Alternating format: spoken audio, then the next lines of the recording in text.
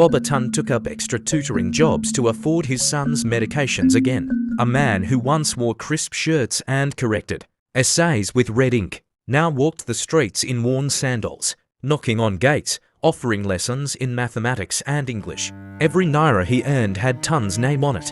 The family learned to live hour by hour, one moment at a time, one prayer after another. But Tunde chose life. When he returned to the university, the air felt different. The trees stood taller, the sun warmer, and the laughter of students no longer sounded like mockery, but music. He walked past the department block, eyes meeting old faces. Some looked away in shame, others smiled awkwardly.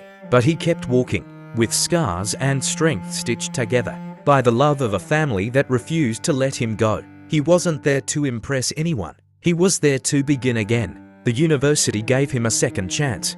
A quiet lecturer named Dr. Follerin called him into his office one morning. "I remember your first year project," he said, tapping a file on his desk. "You were always bright, Tunde, but brilliance without healing burns itself out. This time, let's build slowly."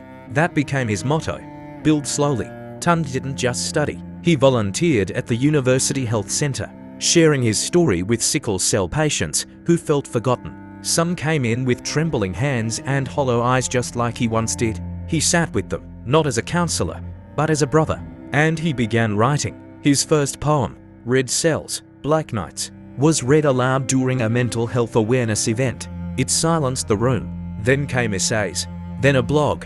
His words caught the attention of a local NGO, and soon, he was invited to speak at conferences across Nigeria, not as a patient, not as an addict, but as Tunde, the voice of the storm who survived it. One day, he came home with a crisp envelope.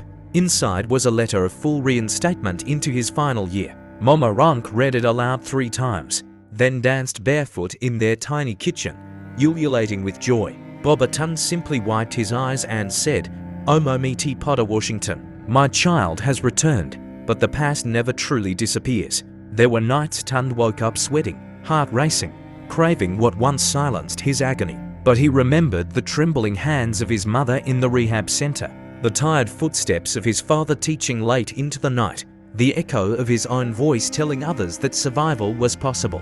He reached not for a pill but for his journal. And one rainy evening, after a long day of lectures and support group meetings, Tunde stood at a crowded university auditorium, wearing a black shirt and a kente scarf. Hundreds sat before him, students, lecturers, even former skeptics. He held the mic, heart pounding. "They told me I was dying when I was born, that my body was broken, that pain would be my lifelong companion. But today I stand here, not because I'm cured, but because I won the battle.